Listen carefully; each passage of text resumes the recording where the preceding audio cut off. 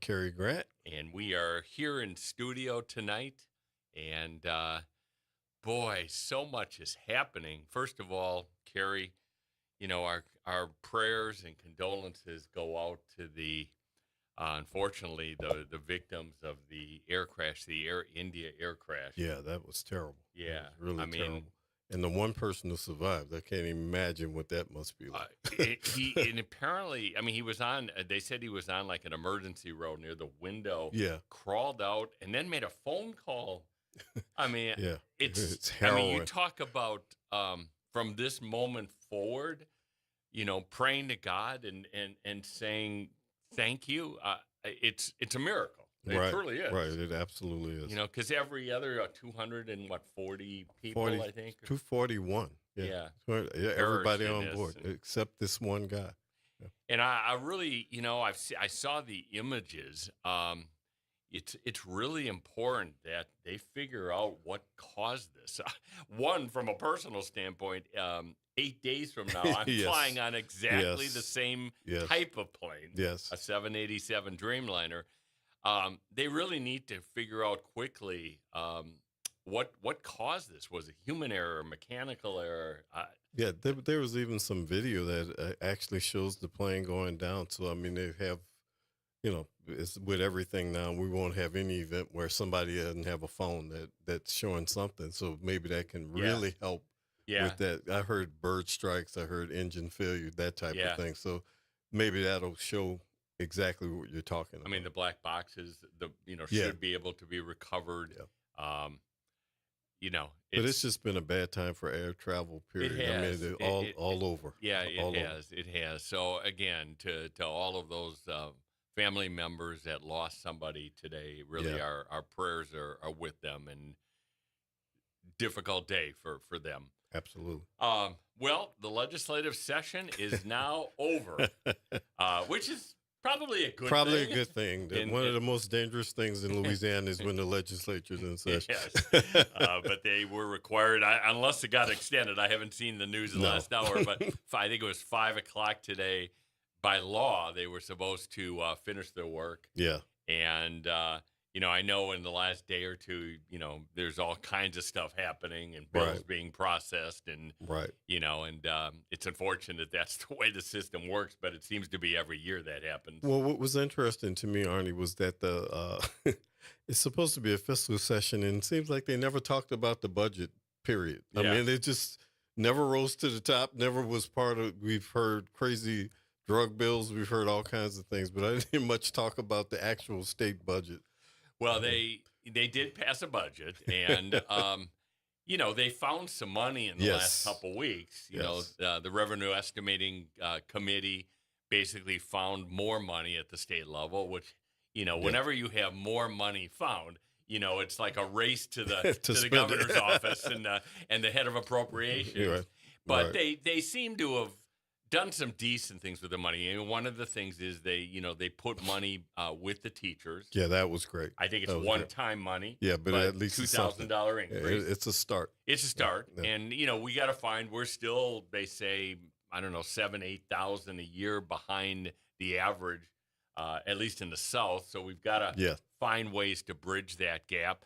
One thing that you got to give the Senate and Senator Henry, who's the chair of the Senate, some credit, is they did not increase in the budget from what was originally articulated. They did not increase money for the Gator Education Program, which was a huge program advocated by Governor Landry. He had put in the budget, if I remember off the top, something like $90 million. Yeah, it was a pretty large number. Right, yeah. And they held it. The Senate held the line to, I think it was 50. Yeah. And the argument was, look, I mean, it's a new program.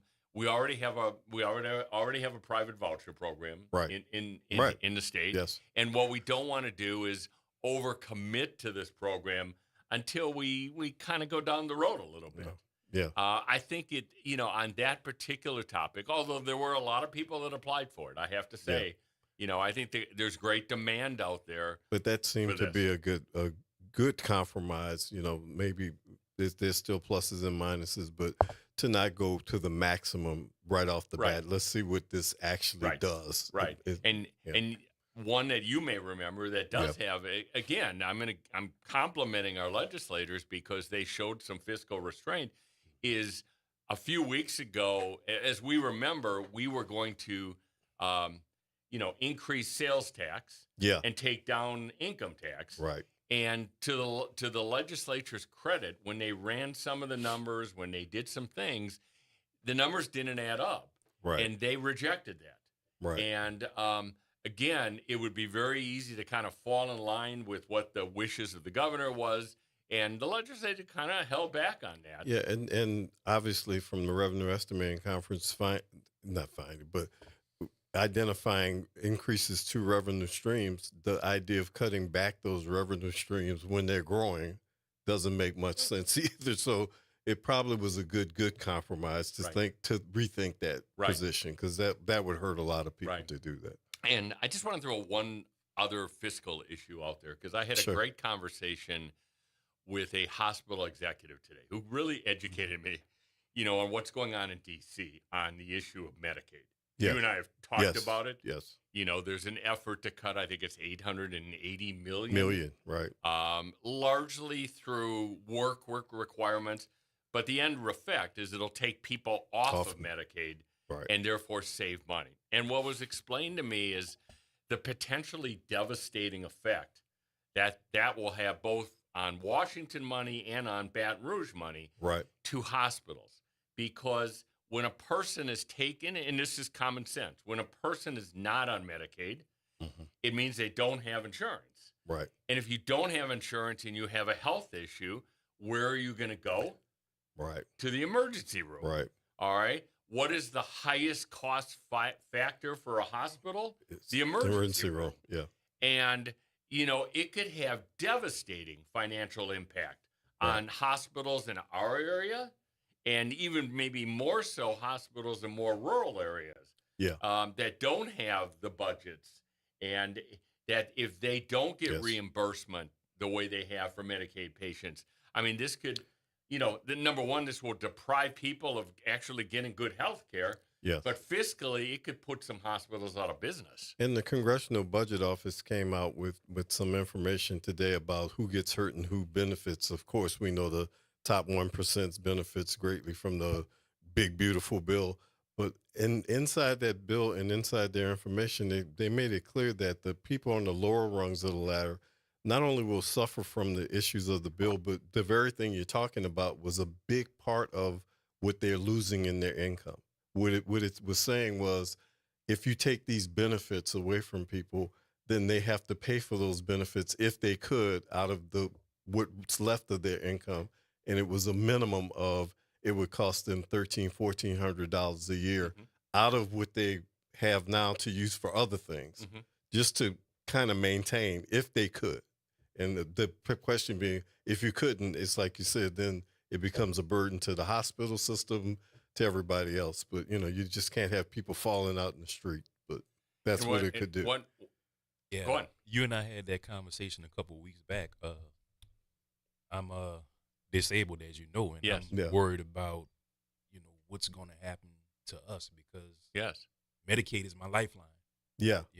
So I'm really, really concerned about like what the next couple of months. I mean, and it's such a shame that, and we've talked about this ad nauseum. Other shows here in WBOK have talked about it. I mean, all of these things that are being done, taking Medicaid down, they're talking now about potentially having an impact on Medicare. Yes. Okay. Yes. What's next? Social Security, which is a whole These are the three entitlement programs that exist at the federal level, and if we were reducing these for a good cause, maybe people would have an argument. But what are we reducing these for? To make sure that the top 1% of our population gets a continued tax break, and a little bit more of a tax break. And what you're saying is true. It's the balance of what these payments are being given up for is not something that is what the consensus of everybody is what we need to do. And these things weren't really truly hurting people or hurting the government. The general taxpayer wasn't saying, get rid of, this is what we say all the time. Everybody talks about getting rid of waste, fraud, and abuse, but this is not getting rid of waste, fraud, and abuse. This is simply eliminating part of a program. It has nothing to do with a number that they're saying this is where the waste, fraud, and abuse was. Take that piece out. Well, they realized that the waste, fraud, and abuse probably covered 5% of what they needed for the overall plan. Right. So therefore, the backup plan is, all right, well, the only way we can reach our number is let's go after Medicaid. Let's go after Medicare. You know. My question would be is if they get rid of Medicaid, what's going to be put in place? Yeah. Right. And I don't, we're going to see in the next, between now and really July 4th, we're going to see in Washington what kind of backbone the Republican Party has in the Senate, because that's where this bill is right now. And, everybody says, the Speaker, Mike Johnson, continues. I've heard him now on different stations. He says, we're not touching Medicaid. We're not touching Medicare. It's not it's not. We're doing this and that. All right. But the reality is when you're going to throw off thousands of people out of the system who don't have insurance at that point, I mean, how is that good for our country? And look, this should not be a partisan issue. A lot of those folks that are lower income, disabled, I mean, these are not only Democrats. These are Republicans. It's across the board. Democrats, every part of the country. Across the board. This is very bipartisan. And the other thing is that you have basically a situation where you're setting it up to get into those other programs and just even the title of them being entitlements. Lots of these programs people pay into over their lifespan. Of course, they don't pay the whole amount, but they do pay into these programs for those services and benefits later on. So it's not like they were just freebies that, that people are getting. But, if you want to devote more money to defense and some of these other things, but if you have a sicker country with a lot more problems and pushing these things down to the state, which is the other piece, which is like the FEMA thing of the governors will take care of it. Well, where does the funding come to take care of it at a state level? The state level is not just going to say, I can absorb, $1 million, a million people's worth of this, because you just don't have the funding for that. And it's not coming from Washington. Right. It would be one thing to say there will be no FEMA anymore, but we'll give a share to each state. Right. That would be different because they'd just be managing it then. But you're not doing that. 2 points, Cary. One is, people criticize Obamacare or the Affordable Care, whatever you want to call it. But we went from 50 million people in our country that were uninsured to 20 million. Yes. Now, was it a perfect system? No. Okay. I mean, there's still 20 million. It was more flawed because the insurance business is flawed. The whole concept is flawed, not the idea. The idea was a good idea. I mean, we are the only country really in the free world. Yes. And again, I don't want socialized medicine. I've seen it in Canada and other places. It's not a panacea. Okay. It's not the answer necessarily, but we were going in the right direction. Right. And here we are again having this debate about, and I'll just say, hurting people, causing pain for people, making people worry about what the ultimate effect is going to be. And as this person I spoke with today told me, what a lot of people don't realize is when the uninsured, again, comes into the emergency room, guess who's paying for that? Right. It's us. Okay. It's all of us that have private insurance. That pay the rates go up taxes. to pay. The rates go up to pay that. It's all part of that picture. If that picture becomes only burdensome on the hospital and on the other patients, as you said, Arnie, some of those hospitals will close, and then other people who have funding and the like won't be able to get health care, and that's the direction that we unfortunately are headed in. Yeah. Well, there's still a few weeks to go. Let's hope. Yeah. I think that there have been some senators there's a lot of backlash. There's a lot of backlash. Some of them are taking the position all about the deficit, but some have taken the position you can't touch Medicaid. Okay, you can't touch Medicare. So we will see in the coming weeks. Well, the big beautiful bill doesn't deal with the deficit anyway, so I think there a lot of them are. It deals with it. It creates more. It adds. It creates more. So I think that's happening too. We're gonna see one more medical topic. One of the most heated topics in the last week. It came kind of came out of nowhere, is this issue dealing with the pharmaceuticals in our state. Yeah. And there are, I don't think anybody even realized, but we have these things. I'm looking for the formal name, but pharmacy benefit companies, basically. Yeah. And these are companies. There's only 3 major ones, okay? And unfortunately, my wife and I have been dealing with one of them, and they're really bureaucracy, impossible to work with. But basically, there's a law that was put up in Baton Rouge that says that a pharmacy cannot both own the pharmacy and own the benefit company. Right. And really, probably the biggest one here is CVS. CVS, right. And what CVS did is they sent out text messages to all their customers. All of their customers. All of them. In the last 48 hours saying, hey, you need to know what the legislature is going to do.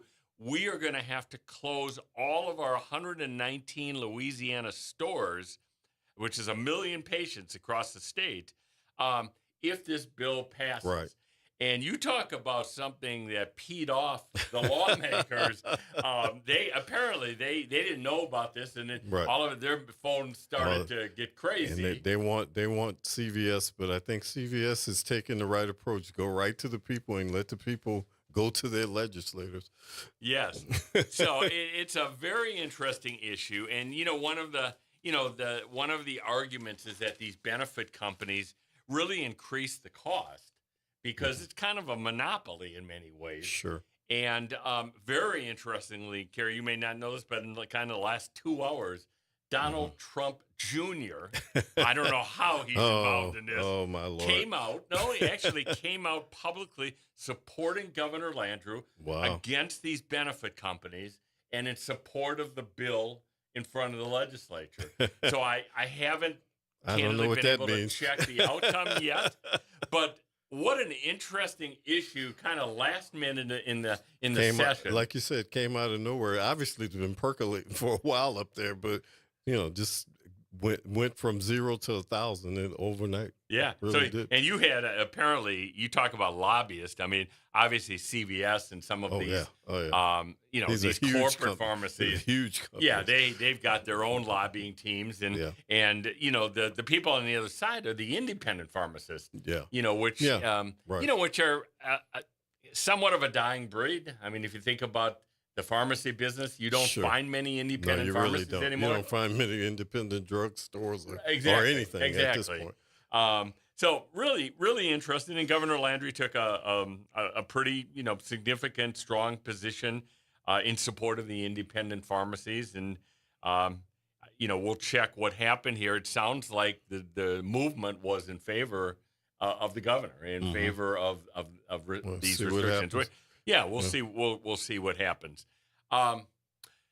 We're going to get into tonight, and we'd love to hear from you, by the way, on any topic. 504-582-9422. We're going to go to a break in a minute here, but I want to talk about the topic of recreation tonight because there's a very interesting story that came out this afternoon in The Advocate talking about an event that's going to take place at UNO tomorrow. That has interesting impact on recreation in New Orleans, a topic that, I'll just preview it, that is near and dear to my heart. When I was on council, it was my number one issue because I saw such disparity in our city between, systems, between a system like Carrollton Playground versus the North system. And I had made a vow, and I've said this publicly, I had made a vow that if I ever got elected, this was going to be a topic that I tried to change. Because recreation quality should not be based on the neighborhood you live in. All kids should get an opportunity to have an equitable, fair, quality system. And, if people will remember, we spent almost 3 years, 2008, 9, and 10, changing the recreation system. It was an effort led by myself as a council member, Rod West from Entergy, Roy Glapian, very prominent family and leader here, and Bobby Guerin. who's leads a major foundation. And we did it the right way. I have to tell you, we did 2 years of public input, and we eventually got it passed through the council. It still had to go to the vote of the public. Right. And in I think it was early 2010. No, it was 2010. It was the mayoral election. Yeah. That Mitch Landrieu got elected. Yeah. The voters voted in support of the new system, roughly 70-30, if my memory serves me right. Has that system worked 15 years later? No. Okay. Mm-hmm. I'd be the first to tell you, as somebody that was intimately involved at the beginning and has been watching it both away from New Orleans and in New Orleans. Yeah. It hasn't worked the way it was intended. And we'll talk about that when we come back, because it's important you know what's happening tomorrow. And it's going to be important to know this issue, because this, I promise you, is going to be a major issue in the mayor's race and in the council race. Oh, absolutely. Absolutely. So should we take a break now? All right. We will come back in just a minute. Again, 504-582-9422. If Cary will let me, I'm going to also spend 2 minutes talking. I have to tout something very important, a program called the Starting Block, which deals with recreation as well. Yes. We'll come back in just a minute. We'll be back in a moment.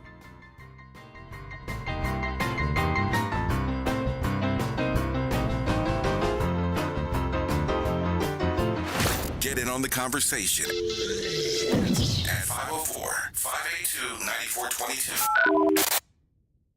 Attention, WBOK listeners. Are you a fan of the station and want to show your support in style? Well, we've got some exciting news for you.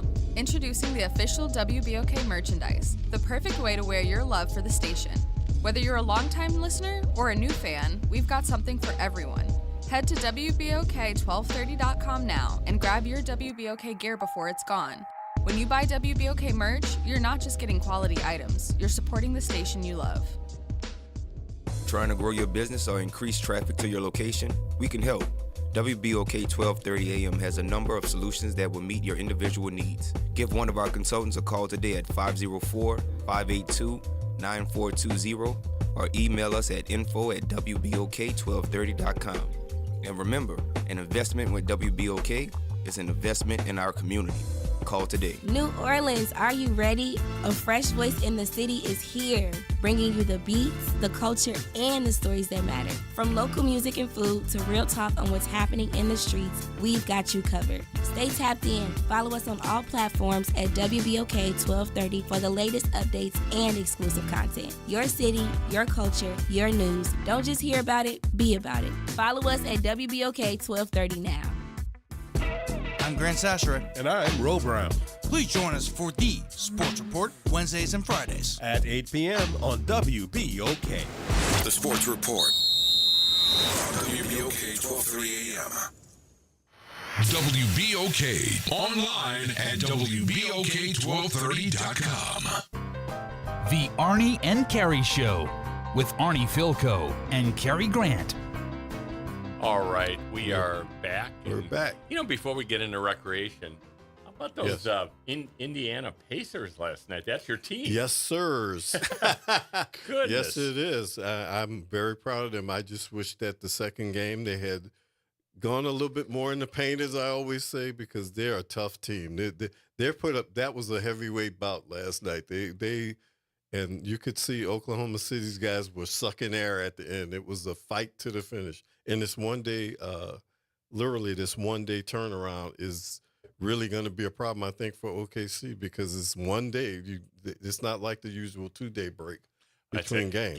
Game 4 tomorrow night is a huge game. If Indiana wins that game, yes, I think they win the series. That changes everything. Yeah. They'll have a game 6 back home. Yes. That's the game they're going to have to win. Yeah. So tomorrow is going to be, I got to tell you, yes, I was going to say it's going to be a heavyweight bout tomorrow.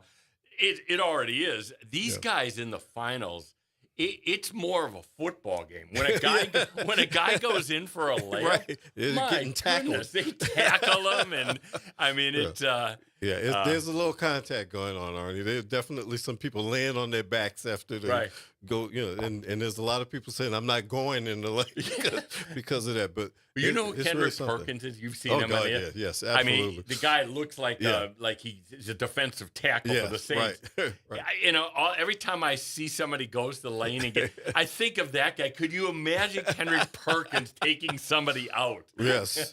I mean, this guy's bouncing off of guys. It's really something, and they're putting forth a lot of effort. It's like I said at the beginning of the series, I'm a big Pacer fan, big Halliburton fan, but I said this would be real basketball, and I think that I'm really glad to see we got that with young teams.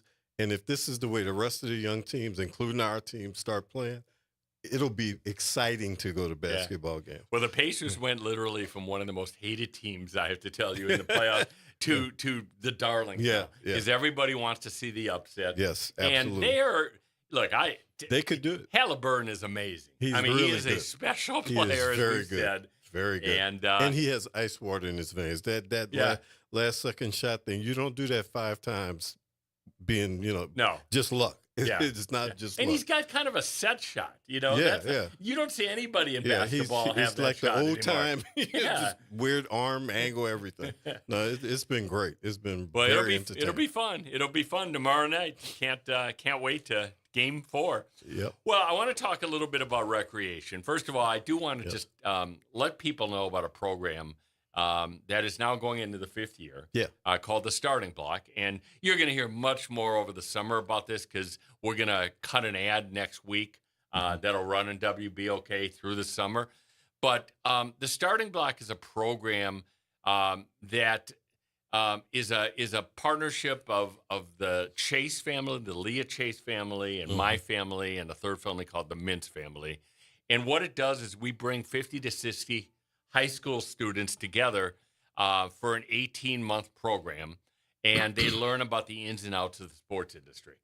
So if you are listening and you've got a son or daughter that is entering freshman, sophomore, or junior years, can't be a senior because it's an 18-month program. But freshman, sophomore, junior years who has any interest in maybe career in sports, sign up for this program. They will love it. The kids will get a head start, a head jump on others that learn about sports when they get to college. This is the only program we're aware of in the country at the high school level. It's totally free.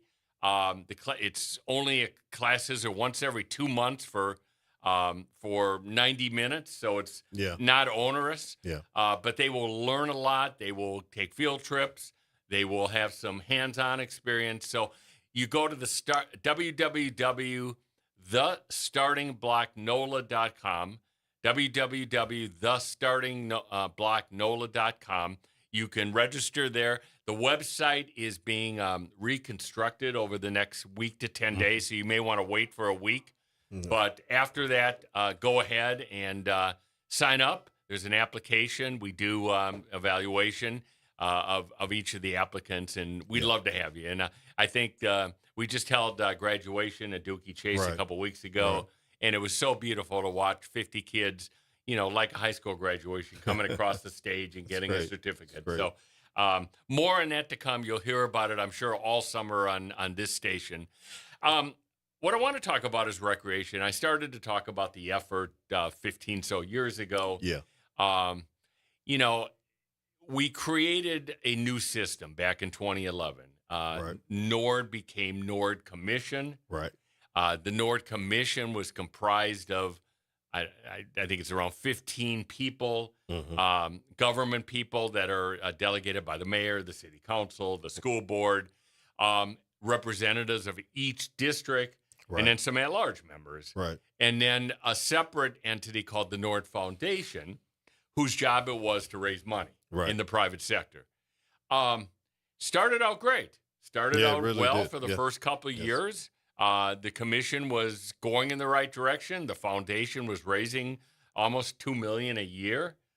But it is really, if we're being honest with each other, it is really falling apart. And due to a lot of reasons. First of all, from a political standpoint, this is not unique to any particular mayor, but, mayors support something and then they come into office, and if they have to give up power, they don't like it. Right. Well, in this case, Mayor Landrieu had to give up power. Okay. Yeah. And he did not particularly support that. And it basically became, the commission basically became nothing more than a department of the city, which is what we were changing with their, and from the foundation standpoint, although they started strong, the corporate community kind of got discouraged. They did not see it go in the right direction, and the money dried up. And I'm told that, what's being raised now is a small percentage of what used to be raised. Yes. Yeah. And they used to have a full-time executive director day in and day out raising money. I remember that. That doesn't exist. So I bring this forward because I think recreation is a huge topic for this community. Yes. It touches on so many areas. It's a crime fighting too. It's crime prevention. Absolutely. It's health, not just for young people, health for seniors. Absolutely. It touches every aspect of life. Economic development. Little kids, everything. Yeah, you name it, recreation. And NORD used to be at one point a model program, a national model program. And over the decades, it dropped off. Some part because of the budget every year, went down. And part because of leadership, and part because of the nature of the system. Yep. What the system was intended to do, the new reform system in 2011, was the commission was supposed to be basically the boss. Okay, the executive director was supposed to report to that board. Right. Okay, it was supposed to be independent. It just has fallen short of that. And certainly on the foundation side, as the corporate community watched the progress or lack thereof, it decided it wasn't going to give money to it. Right. So I bring this forward not to knock anybody, and again, this is not personal against people. Okay. Mm-hmm. Larry Barabino, who's the CEO of NORD, has been in office for a number of years. Yes. Both before and after Katrina. Sure. And as I've said this from this microphone, Larry has great heart, cares deeply about the kids and the seniors, but the system's not working. And the reality is, if a new mayor comes in, well, not if, when. we will, when a new mayor comes, there's a strong likelihood that, there'll be a search for a national CEO, to take that position. There also will need to be, an appointment process to fill the commission, right? Because a lot of the seats on the commission are not there anymore, and that needs to be changed in a big way. And from the foundation side, I think we had the right model. I think you have to have someone day in and day out professionally, going and trying to raise money. Yeah, absolutely. All over the country, all over the world. All over, all Yeah, over. yes. And, because there is demand. I mean, there's not only need, but there are people out there, foundations, corporations. We have a lot of New Orleanians. Take a guy like Mark Morials, the head of the National Urban League. I mean, there are leaders like that all over the country with New Orleans roots who came from the NORD system. Absolutely. Right? And remember it fondly and would be willing to help. Yeah. They just need to be asked and pointed in the right direction. Exactly. I mean, there's so many people that, and I'm sure many people listening tonight came through NORD. Absolutely. They had a great honoring today at the city council. They honored Doc Willard. Yeah. And they had all kinds of speakers, and one of those speakers was Warren Riley. Yeah. And he said, I came through NORD and through the system and played football. And, and for a lot of New Orleanians, that is a memory that they cherish. They remember their mentors and their coaches and such. So fast forward to what was in the newspaper today. There's going to be an event tomorrow at UNO. They appropriated at the state level $1.9 million in order to do youth programming at UNO. Yeah. 18th Ward is part of that, UNO Inc., other business leaders, Governor Landry. Yeah. So here's my comment on it. Number one, you can't do it externally. You got to do it within the system.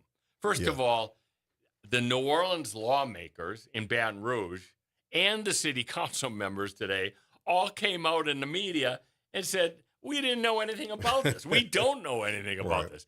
Well, you can't do that. Elected officials have to know about things like this. Yeah.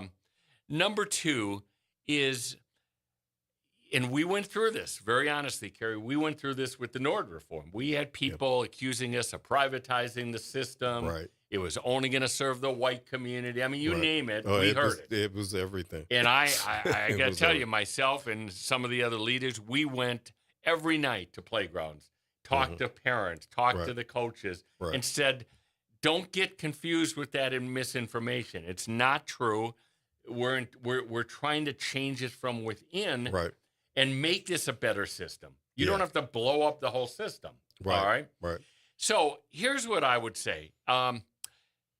This is what I think should happen in recreation. And I will tell you, I have talked to some candidates running for political office. We've sat in depth, talk about Nord and recreation, because I think there is a great solution. All right.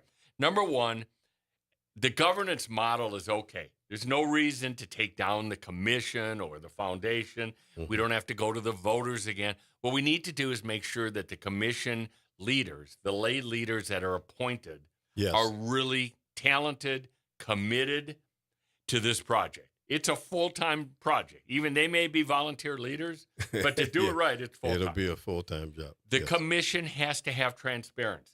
Absolutely. All of its meetings, both the commission meetings and the committee meetings of the commission. Right. They have both. Which became a huge problem. It's a problem. It has to be open and public. I know the council chambers are difficult to get all the time, but those meetings need to be televised if possible. Sure. They need to be noticed so people can attend them. It doesn't help to set a meeting at 2 p.m. when people are working. Right. I mean, there may need to be mostly night. Maybe you take those meetings around the city. Especially when the community wants to participate. Exactly. You need to be in the community. Period. Exactly. Yes. So that's really important. And again, whoever is the mayor, because the mayor controls most of the seats on the commission. Right. Subject to council approval. So it will be really important. Second is the commission is responsible at that point for the hiring of the CEO. Mm-hmm.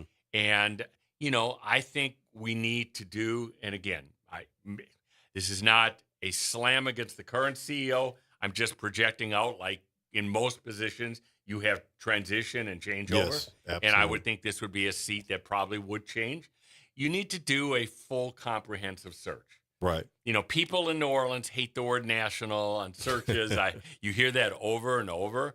But there's nothing wrong with a national search. But development, Arnie, as you said, with lots of organizations and everybody, people are realizing today development, which is fundraising and that type of thing, is a real job. Is a real field that some people are experts in. Right. And they need to have those high-level qualifications. Right.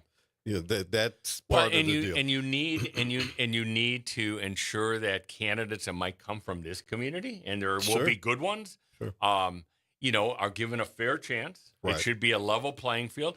And the other point of both the appointment of the commission members and also the hiring of the CEO, we need to get our coaches and playground people engaged in that discussion. Yeah. They know better. Yeah. I will tell you, I have a dear friend who heads up a major playground. Yeah. They know better than anyone the deficiencies of the system because they work it every day. And they know what funding level, everybody would want $1 million. We know that. But what they know is that if I had $1,000, this is what I would do with it. They will be able to tell you how to distribute funds if they need something built. If they need, they know best what their needs are, and I think they get lost in the shuffle, like you said. Yeah, absolutely. We're raising money, but we're not thinking a little money here would make a huge difference. Well, and they want the input. I mean, they're doing this professionally day in and day out. They should have the input. And they should know city council budget every year. Where does that money go? Yes. There should be no surprises with any of this. Right. Okay. All right. So that's the commission. Mm-hmm. On the foundation side, we just talked about it. Obviously you have to have a very dedicated lay board led by a chairperson. Yes. All right. There are people in this community, again, that have grown up in the system. Would love to do that. Yeah. There's corporate people that know how to raise money, that are rainmakers. And then they need to hire a professional. They need to go back to that model of hiring somebody that day in and day out is beating the streets and trying to raise money. Okay. Right. And if you do it well, if the commission is working well and the system is working well, they will be successful in raising money. Absolutely. Okay. Yeah. All right. Next is, what should NORD do? Now, this is my opinion.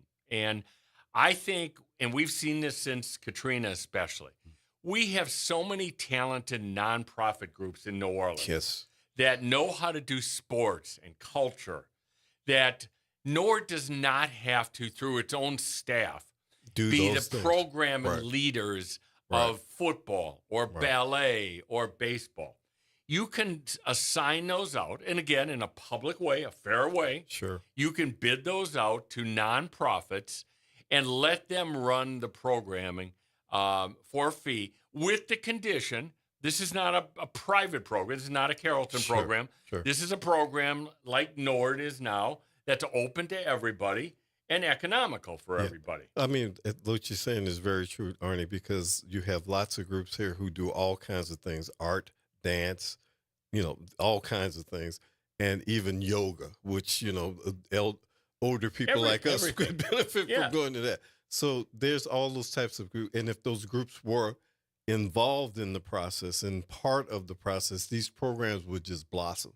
You could have way more people participate if you had that angle. And there are so many great nonprofits that do such great work in this city that don't need much to do more work. And so you don't need NORD day in and day out, devoting their dollars and their time and their having a staff. facility that's available, because some of these places have their own facilities. Some do. So you don't have to even have that. So, you saw like in 18th Ward, they just opened up a place in Hollygrove. Right. The Saints were out there a few days ago painting. Yes. There's all kinds of groups that have that. So then the question is, well, what should NORD be? What should it do? Here's the feel, and it's very simplistic. NORD should be the landlord. It should be the owner of the venues. All right? At every playground and center in New Orleans, we don't have that many of them, okay? But every one that we have, there should be a director and an assistant director. Right. And those two professionals should be at the park at 7 in the morning. They should make sure that it was good overnight, nothing happened. Right. They open it up. They close it down at whatever time, 8, 9 o'clock. During the day, they're physically there. Yes. Making sure that everything is good, that it's clean, that the waste baskets are taken out, that there's no, wrongful activity going on. Yeah. It's not that hard. This is not difficult to understand.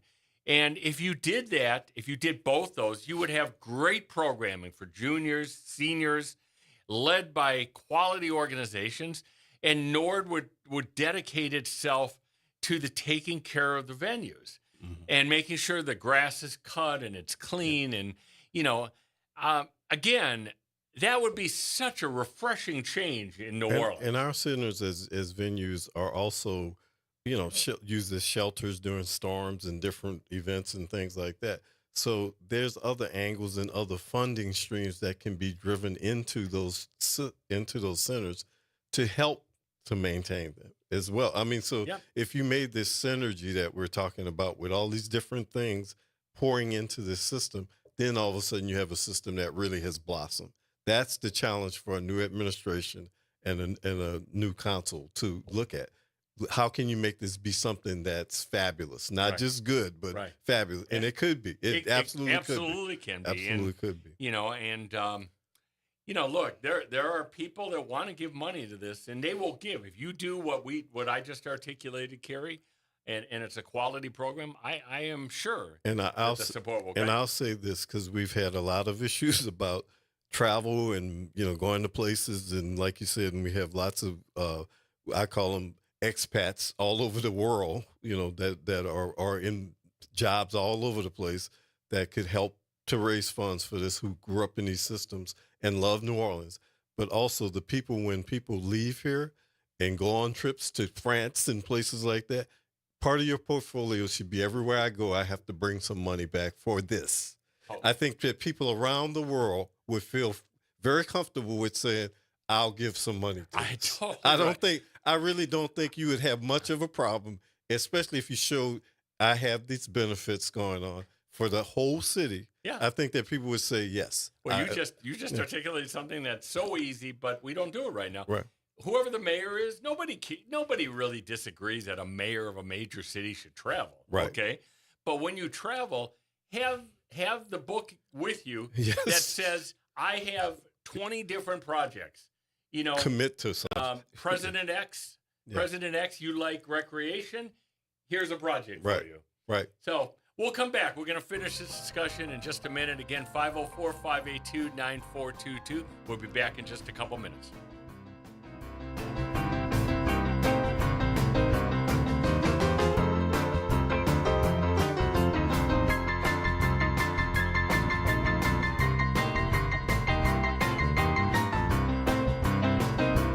WBOK, online at WBOK1230.com.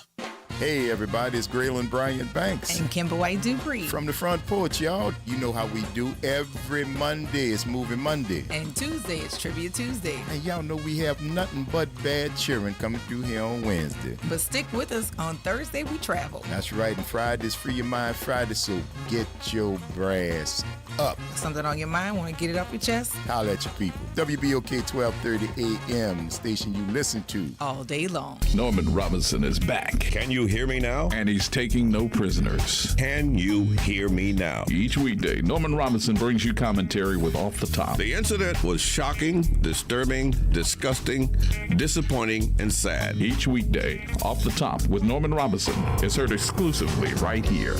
It's Off the Top with Norman Robinson on WBOK 1230 AM.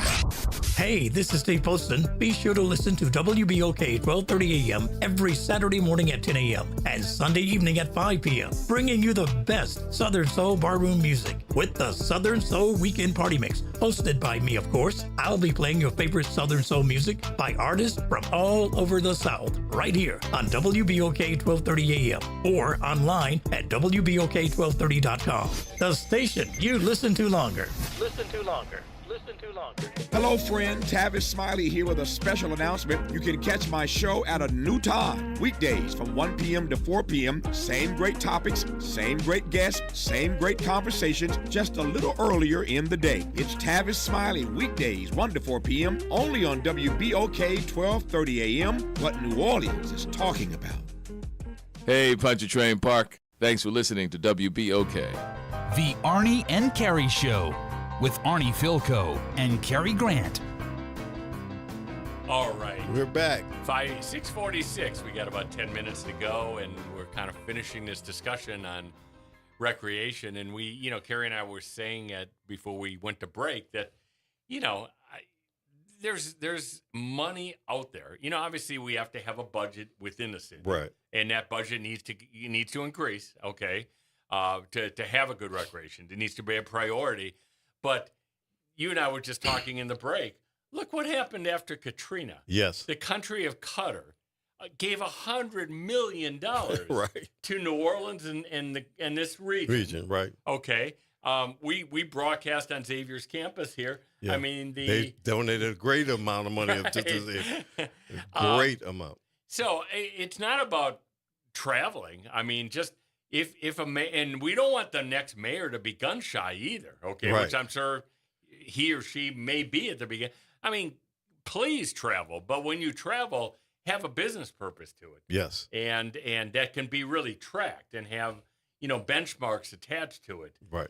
That'll be important. But, what we laid out for what Nord could be is not a dream. I mean, it's right there. Yeah. And I think this will be a major topic. I think all of the major candidates, their position's going to be, we want a better recreation system.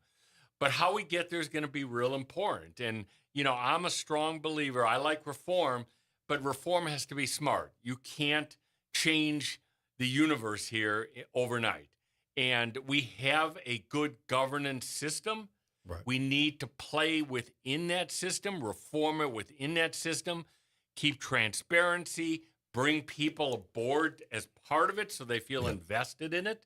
And if you do all of that, this whole system going forward, starting next January, could really be changed. And this can be a starting point or a real synergistic point for the nonprofit thing, because I think what we've done as a city is not utilize our nonprofits and not partner with them as a city from an administration point of view or whatever, because they're powerhouses and they are in all different fields, all different places. And just being a partner with them and knowing what they do, shipping people through them, shipping people through their programs or whatever, makes us a stronger city in all fronts. But this is the first really great place where you could start. And and once you saw that, you could build it on almost every department. You can. It could be a model, and I am pretty confident a pretty detailed plan will be coming forward, by some of the candidates. So I'm excited about this. Again, I think, there's a lot of people that are negative. There's been stories in the paper. The other thing I wanted to mention is the physical facilities. Yeah. I think I mentioned this a few months ago. I had a meeting with one of our tech leaders because they're doing this in the pothole area where you could literally go to a pothole and you can pull it up on your phone and it'll give you the history of the project. Yeah. For every recreation facility, playground centers, you should be able to know exactly what's the history of the project, who's working on it, when is it projected to be finished, how much money has been allocated, FEMA or ARPA money or whatever source. Yes. I mean, there should be no surprise with this. But, every time you hear Nord, where there's criticism, Nord will come back and say, well, it's in the progress and we're doing this and we're doing that. Well, people don't have any faith in that anymore. Okay. What they want to know is real facts. When is that playground going to be fully fixed? If there's a couple swimming pools still out of order, when will they come back into commission? That's what the public wants. Well, Councilmember Morrell brought this up during the whole issue with the jail, that, they were talking about locks and plumbing and all that. And it was like, well, who did the plumbing? And it's exactly what you said, not just going forward, but you should have records of going backward. Like who built this thing? Who put this together? So, and when was it put together? So you can have a maintenance schedule to say, this is 5 years old now, we need to deal with this, where you don't get surprised that the air conditioning system is going out in the building because it's 10 years old and wasn't maintained when it was supposed to have a 7-year, maintenance schedule or something like that. That helps you to not do things that you don't have to do and replace things totally. Yes. So, I mean, what you're saying is very true about keeping track of everything with big data and with AI and everything now. This is not an impossibility. Hire a tech expert either on staff or outside and have them handle this transparency issue. Yes. I was told that it's hard to get some of these numbers. That the city doesn't have a great record-keeping system of every project and such. But all of these things can be overcome. So to summarize this, new system, Nord Commission reformed, new leadership at the Nord Commission, new CEO, new foundation, Nord Foundation, executive director brought on board. Nord gets out of the programming business and assigns that to the nonprofit world. Nord handles playgrounds and maintenance, and full transparency with input from experts and people that have great heart all over the city. Within the first year of a new mayor's administration, I truly believe you could turn this around. You'd see some true results. And I think what I want to say about it is, as a longtime city employee and knowing some people are still there and knowing there's new people going to be there and everything, you have a situation where people here want to do a good job. Let's give them the tools and all the things that can make people successful. I think that Michael Heck said it about when he went in with the Super Bowl issues and everything, when he found out that people really wanted to work and just wanted to be supported and be pushed to have things work for them, not to just be told you're a terrible employee. that made all of these projects that everybody so go forward. And this is very much like that, Arnie. This is one of those things where, hey, let us set our Super Bowl for next Mardi Gras or whatever for something like this and say, let's go for it. You'll have once the election's over, because there's time between the end of the election and inauguration. Right. There will be a committee set up in multiple areas. Yeah. And look, recreation, I think, you said this a little while ago, can really be the leader of showing that we can change the way we do basic essential services of a city. Right. And if Nord could lead the way, and it could set the way for sewage and water and lights and roads and all of the things that we struggle with, that we saw and talked about yesterday in the poll. Right. I mean, the people are talking directly to us. They're telling you what they want to see. This is what we want. Right. It could be amazing. Yeah, absolutely. And it should get all of us excited and dedicated to wanting to do this. Close out tonight, Cary, just one story, kind of recreation, which Churchill Downs. Another interesting story. They for those that aren't following, they own the racetrack, the fairgrounds, and there was a slot machine that basically got banned. Yeah. And by virtue of it getting banned, it loses a lot of money. A lot of revenue. For Churchill Downs. So they went to the legislature, said, look, we need you to, because we're not going to be able to get them to change this in time. It has to go to a vote and everything. We need the legislature to subsidize this, I think, at $20 million, I believe. Mm-hmm. The legislature kind of pushed back, said, no, we're not doing that. Right. First of all, you're a profitable national company, Churchill Downs. Yeah. And then the city council today did something interesting. They basically went and put a interim zoning district in place that won't allow anything other than a racetrack and a sports betting facility to be at that site. Otherwise, Churchill could sell it to somebody. For anything. And it could be anything. It could be anything. So the council basically put a kibosh on that, bought some time. Yeah. And now Churchill Downs is going to have to decide, what do they want to do? Do they want to sell it? There are some, my former employer, the Saints, Mrs. Benson, has been prominently mentioned. Sure, there's others, or is this a bluff by Churchill Downs? But you don't want to follow. You don't want to make it a difficult sale in that if you buy it, then you're behind the 8 ball about profit too. I mean, it may not be $20 million, but you have to have some other stuff that works at a racetrack to have gambling and gaming. Yeah, you do have to have that. And we don't want to lose the racetrack. We do not want to. It's been here, 100 years. And the Jazz and Heritage Festival should be listening, and they should be part of this discussion. Yes. Because where are you going to have your little festival at if this goes on? Quint, lend your voice to this. You make a little money every year on that festival. You might want to think about that. And just on a sad note, Cary, we should have mentioned it yesterday. Beach Boys founder Brian Wilson passed away yesterday at 82. Oh, my God, I love the Beach Boys. They are my favorite group of all time. And I defy anybody not to think of the beach when you hear them play. Exactly. I'm ready to go to the Gulf Coast tonight. All right, everybody. It's been a fun week. Thank you for joining us. And Cary and I will be back next Tuesday at 6 o'clock. Hope you'll join us. In the meantime, have a really great weekend. Have a great weekend and go, yes, sirs.